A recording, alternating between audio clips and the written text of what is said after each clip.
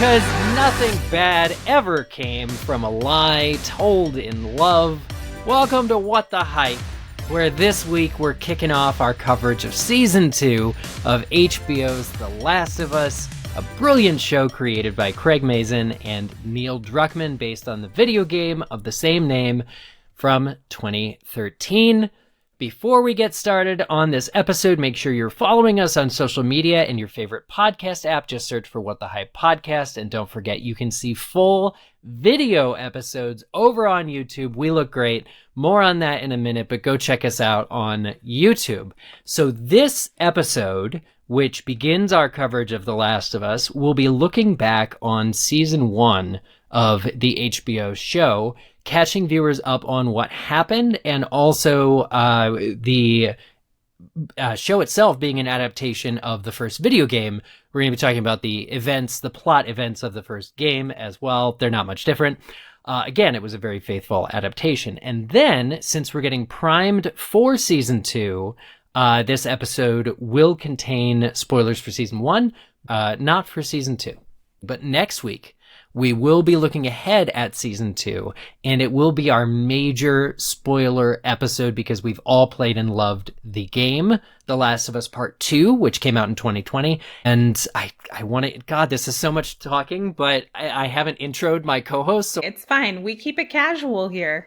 I'll tell you what, here's Laura with a quick plug.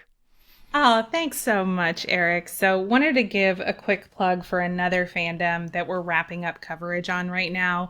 Micah and I have been covering The White Lotus, which airs on Max. We did a White Lotus recap episode a few weeks ago that you can check out, where we really dug in and analyzed The White Lotus up until the end of Season 2. And since then, Micah and I have been doing weekly reaction videos to new episodes as they air, which has been a ton of fun. So this coming Sunday is the finale of Season 3 of The White Lotus. So you can look forward to a finale reaction episode from myself and Micah, and potentially a couple of other hosts on the panel we haven't finalized yet. But we'll be coming together to do a full recap and deep dive analysis of the entire Season 3. So that is also coming next week. So next week, we're actually wrapping a fandom and really getting into kicking off a new one, which is exciting. Well, and it's a first here at the podcast. Laura, HBO has been so nice to slide The Last of Us Season 2 into the same time slot. I know, right? They as did the that other just thing for we're discussing. us. I know, and so we're hoping to pick up those post-episode live things too for the actual season. Yep, I'm so excited. I'm so down, and I am so pumped for The Last of Us Season 2. I am going to be chomping at the bit to do those reaction videos with y'all. It's going to be good. Well, welcome Laura to discussing The Last of Us. The other co-host today that we have on is my dear friend, Chelsea Hopkins, who was on a podcast that I did back in 2023 from January to March. Myself and Chelsea were doing a show called Thank You for Sporing, which was on my personal podcast feed. Thank You for Spieling. And those video episodes are actually on YouTube. We'll put a link in the show notes, etc. But Chelsea and I have been going through this show since it first aired. And I want to welcome right now to the panel. Welcome back, Chelsea. Hi, Eric. I'm so happy to be making my What the Hype debut. You're very welcome. Of course, I know you've been on Millennial before, and you've been a long-time listener. First-time caller. Welcome. Thank you. I'm more than anything just really excited to be talking more The Last of Us with you. Same. Absolutely same. And I wanted to comment real quickly, too, because something very funny happened since Season 1 of The Last of Us wrapped, and we last did a podcast together, which is that both of us have publicly come out as transgender. Me as non-binary, both of us as transfeminine, and you, it's worth noting, on our previous podcast episodes, we're going under an assumed name, which has now changed. So if people are confused, don't worry. Chelsea's a Firefly, and they had to protect the innocent. Right. Something like that, at least. Yeah. Yeah, When yeah. we recorded season one, I was about a year into my transition, but I wasn't out yet. And so as soon as we finished talking season one, I came out to Eric not long after, and then came out to my community group not long after that. And then later that year finally came out publicly. And so it's been a journey for both of us. It's been a really good one. It's been a really hard one, but here on the week of Trans Day of Visibility, it's been worth it all the way. I would completely agree, and it's just great to be doing these shows with you and podcasts with you going into another year. So, and also, Laura, you knew about sporing, but you did not reach out about coming on. I think we were both very busy. Yeah, I really wanted to.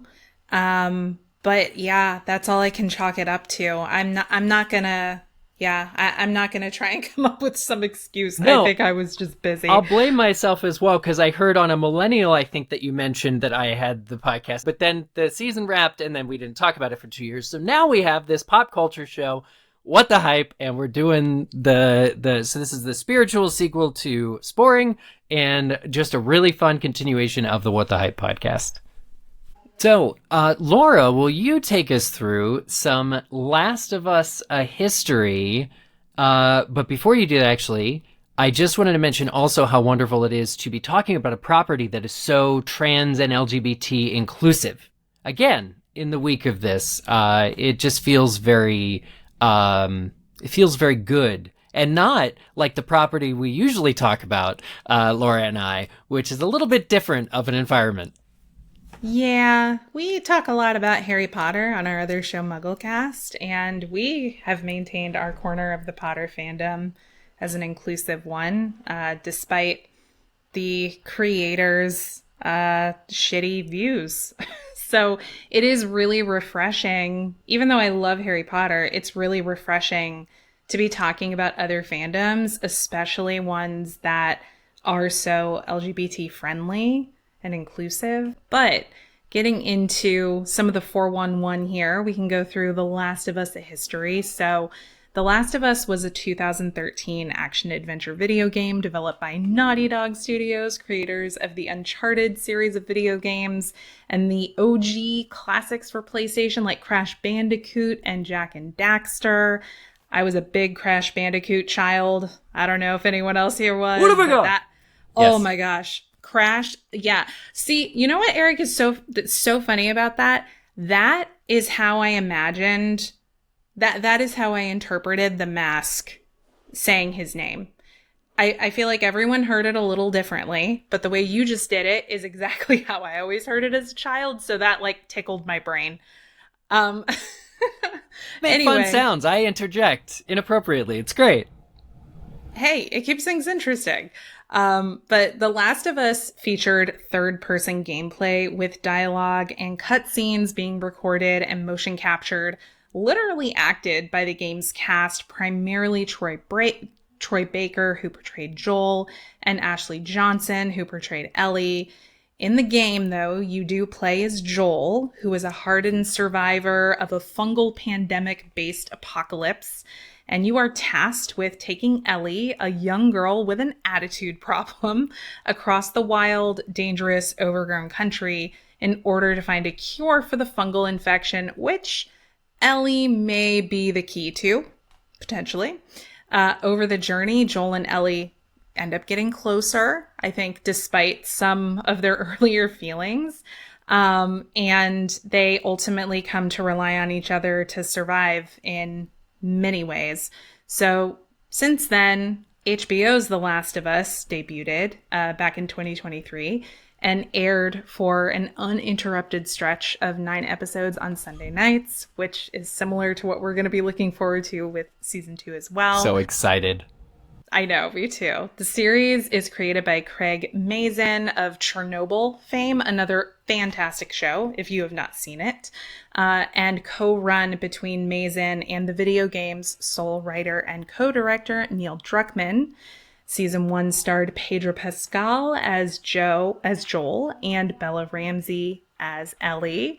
All TV episodes were written by either Mazin, Druckmann, or both. of them. And I think that really comes through in the quality of the writing and in the faithfulness of the adaptation and the ways that they, made changes, made updates to certain aspects of the story to really make it work for TV. Completely. Which I know we're going to chat about here in a few minutes. Yeah. But in 2020, going back to the game, the original video game, which has been remastered twice at this point, once for the PS4 and again for the PS5 as part 1, the original video game in 2020 got a sequel titled The Last of Us Part 2.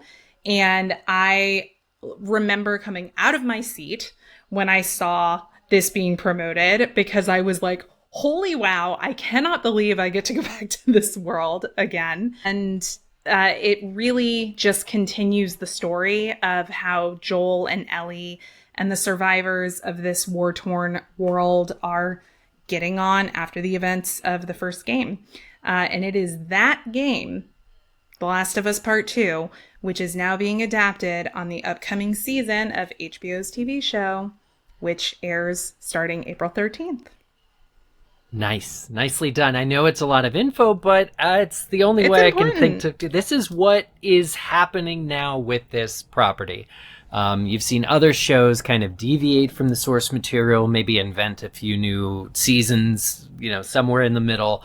But we've actually been told that the content from The Last of Us Part 2 will create more than one season for the TV show, which is very exciting. Yeah. And it makes sense on it. I mean, I know we're not talking about Last of Us Part 2 in this episode. That'll be coming up. But when we get there, we will be able to explain why that makes sense. Suffice to say, I think an easy way of saying it is the combined playtime to complete the game from the first game to the second game is like 3 or 4 times as much. I think you can do the first game in 8 hours, and it took Chelsea and me, I think, 25. I think I listened to our episode the other day, and I think my final playtime was about 35 hours. Granted, a lot of that being due to the difficulty I was playing on. You self-masochist. Yes. But yeah, but still a lot longer than part 1. Yeah. So that makes sense. But the question I want to ask now for the panel is, what is so special about The Last of Us as in terms of the overall franchise? And because it's really not the only post-apocalyptic story out there. It's not the only zombie video game. Also not the first zombie video game. And, as a matter of fact, if we look at all the things that The Last of Us is not new in, it's not even the first major HBO show to have both Pedro Pascal and Bella Ramsey, because that was Game of Thrones. Though not at the same time, but still. So what is it about this show? Well, I think for me, it's the overall fandom, because The Last of Us is really the game, part 1. It's really the game that got me back into gaming. So I gamed a lot more when I was a kid, when I was younger, and I just frankly had more time for it. But in 2017, when I started seeing my boyfriend, Mark, he's a gamer. And so he was kind of probing me about the kinds of stories that I like or the kinds of games that appeal to me. And it became clear to him, and now I understand this about myself too, that I am someone who most enjoys a story-driven game, which is very much what The Last of Us is. But I think I also just found being immersed in a story where you are the one making decisions is one of the best storytelling experiences I've ever had. There's just an added level of immersion with it. And when you add on to it that The Last of Us is just a phenomenal story and the writing is fantastic. I mean, the dialogue in these games is top tier. It really does have something for everyone, I think. But what I also really love about it, I know that similar to superhero movies, there are some out there that might feel a sense of like zombie movie fatigue because there has been a lot of that. But in my opinion, The Last of Us, like, yeah, the setting is zombies, but it's not about the zombies. It's about the survivors. Yeah. And ultimately the level of ethics that some of them maintain and some of them do not. And the kinds of questions that the show holds up a mirror and makes you ask yourself. Like, if I was put in this shitty situation with two awful options and I had to pick one, what kind of awful would I be? I love it for all of those reasons. That makes a lot of sense. Chelsea, how about you? My experience is largely similar to Laura's. I think what latched me onto The Last of Us originally was that I'd never experienced storytelling like this in a video game before because, you know, like growing up, I had also casually gamed on Pokemon or the original Star Wars Battlefronts or Mario games or whatever else. And, you know, I'd played the first couple of Batman Arkham games at this point. This was before Arkham Knight had come out. And the first 3 Uncharted games, which are by the same game studio as The Last of Us. And I love Uncharted. I love a good cinematic storytelling kind of game. And so that was, I guess, maybe my first taste into it. But I had never gotten drama like The Last of Us before.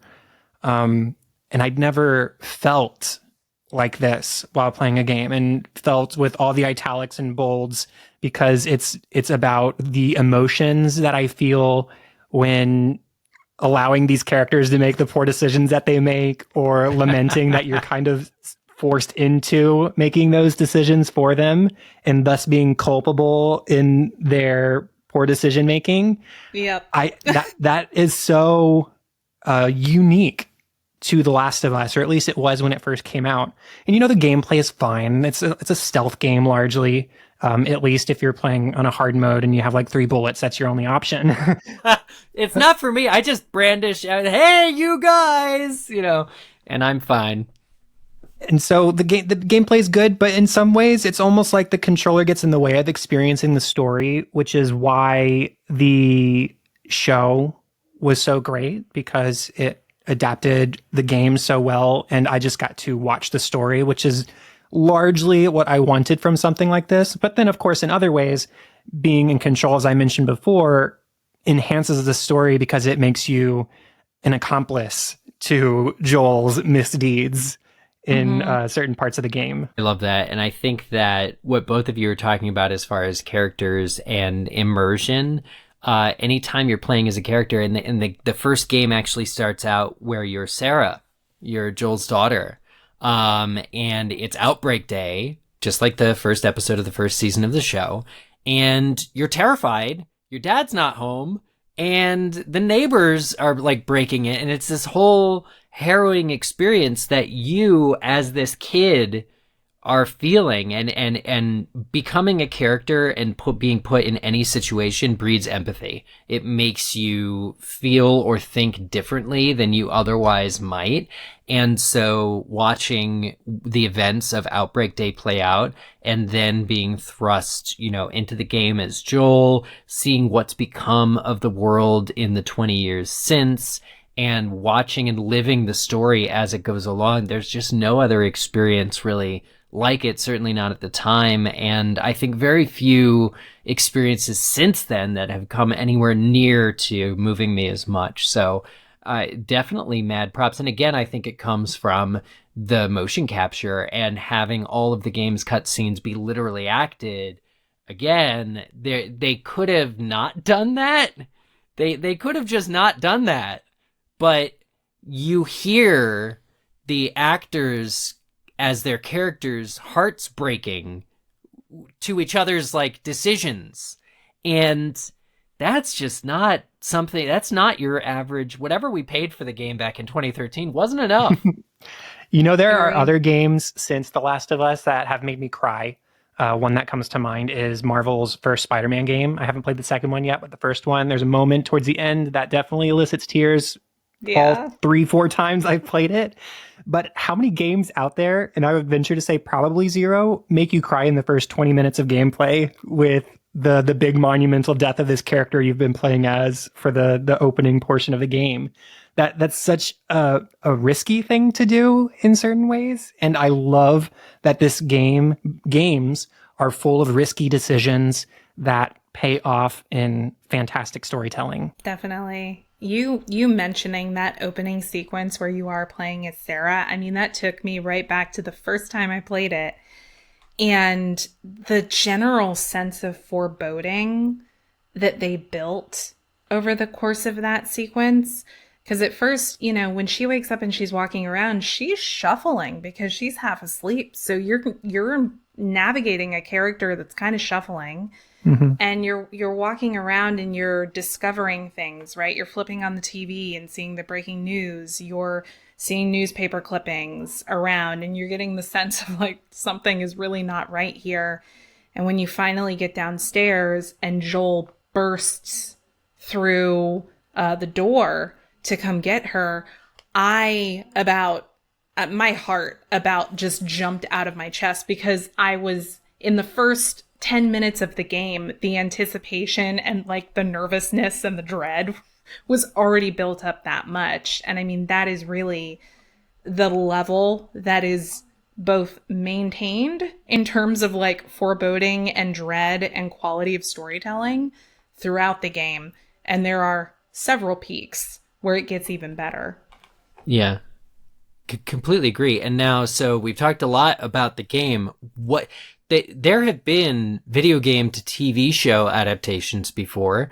Not many of them critically acclaimed, certainly not as critically acclaimed as The Last of Us is. So what makes the TV show something that we also love? I think it's that the showrunner and the writers really understood the assignment and really respected the source material. I think a lot of times what we see, or what we've seen in some video game adaptations from the past, even like some comic book to movie adaptations, is that you have, some Hollywood exec in there who's just trying to print money. And they think, oh, if this has The Last of Us on it, people are going to buy it. And they don't pay too much mind to be, really careful and detailed in it and make sure they understand the franchise that they're trying to move to a TV show. And I think it's just that in this case, this creative team really got it.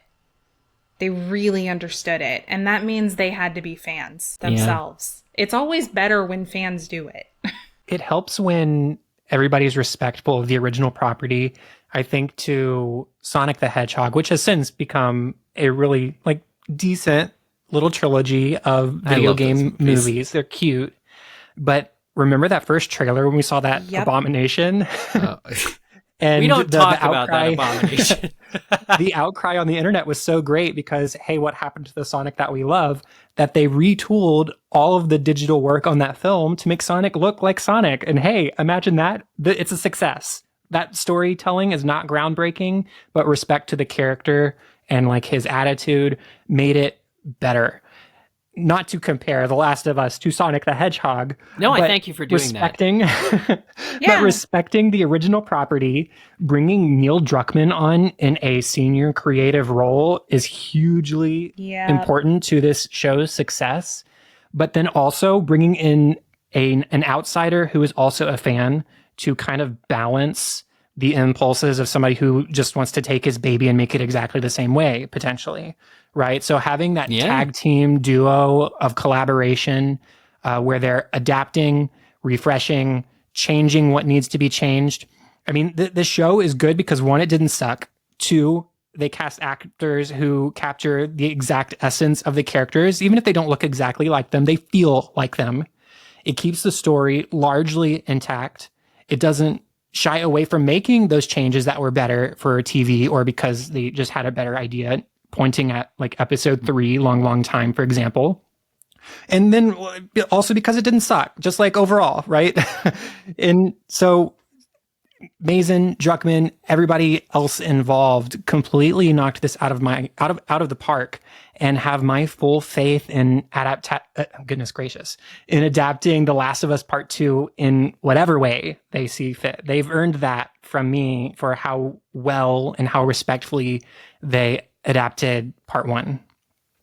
I think that's completely right. I think it's completely fair, and I agree. And I mean, they might be the best creative duo working in television. Like for what they accomplished 2 years ago with season 1, I remember talking with you, Chelsea, about it every week and just being astounded. They did what? This wasn't. But I love it, and it just absolutely, like, all of our conversations were just, like, fangirling all over it. But I think, too, to what Laura was saying earlier, it's clear that writers are creative, are the creatives behind the show, because they know the characters in and out, and the types of things that the show focused on, character, namely, and the boldness of departing from the story to focus on literally other characters that it's going to make us care about as much as possible. They literally found a way to, like, unvideo gamify one of the best video games of all time. And you would think that would suck, but it absolutely didn't. It is what we love about the game, as we've established, is that story. And so to adapt that and make it live action and make it good, and just, every choice they made was bold. Rewatching the season to do this coverage on What the Hype, like, I was just like, every freaking choice that they made still just absolutely rocks. And it rocks my socks. And I've played the game again since, but it just absolutely, the two entities exist as entwined as we would ever want them to be, but they both separately completely work on so many levels. And as an aside, I love how forthright Mason and Druckmann have been in their creative process and in their approach to adapting the game. At the end of each episode on Max, there is a look ahead, a sort of recap of what we just watched in each episode, where they talk through the major story points, in some cases why they did what they did, how they arrived to a creative conclusion to making something different or refreshing it in a way that makes more sense for TV than it did for the video game. And then in addition to that, they also had the official Last of Us podcast. And so I love hearing creatives talk about their process, and these two, in addition to doing a good job with the adaptation, talk about it very, very well. Yeah, it's definitely got to be cited by anyone who's interested in getting in TV writing or adaptation of a thing, because the type of conversations that they have, and they're so transparent, again, about these decisions. Even when the decisions aren't that popular, they don't shy away. And I think that courage that these TV writers are having in today's internet troll comment section, thing environment, is unbelievable. And thank you, Chelsea, for mentioning the just the unprecedented level of transparency there with the podcast, with the behind the scenes looks. It just really, there's nothing else like The Last of Us, and that brings us to making these episodes about it.